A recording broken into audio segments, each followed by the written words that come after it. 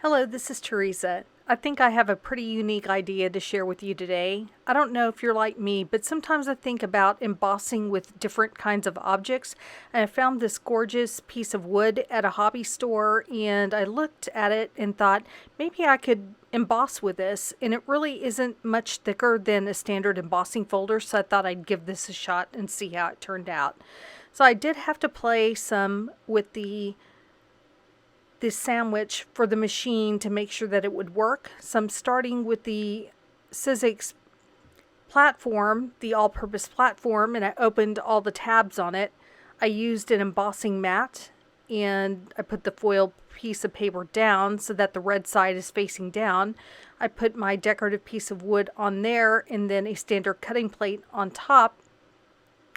And I did have to add an additional shim to this to make the impression come out the way I wanted it, and it did turn out pretty beautiful. So I want to sand this to give it kind of an antique look, and what I should have done is left the piece of wood kind of attached to the foil before I pulled it up together, but I didn't. Luckily, I think I got it kind of right in the back in the same spot that I needed it to be in. So I'm taking this piece of sandpaper and I'm just lightly sanding over the edges, the raised edges of the image, and I thought it would work best if I could kind of align it with the object that I'd done the embossing with, so that I was just sanding away the color on the raised part of it. And I think this is such a beautiful result. Although I'm not showing it on camera today, I did experiments with a lot of different types of objects, and maybe in the future I'll be able to show some results from different things that I tried. This is just stunning and so easy to do. I took some pattern paper because I'm going to make a card out of this, and to me it just looked like a square card would be the perfect thing for this.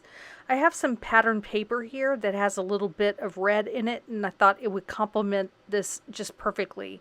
So I kind of looked through my collection trying to find the right size square and circle die, because I wanted to cut a circle and square together out of the pattern paper so that they could frame that beautiful foiled paper.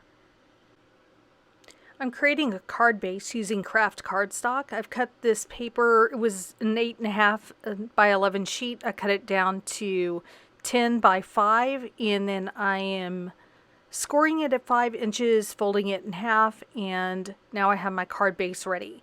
So as you can see, I have my flower as well as the frame for it that I'm adding some adhesive to around all the edges. I did have to trim off some of the red foil around it so that it would fit and not poke out from each of the sides of my frame.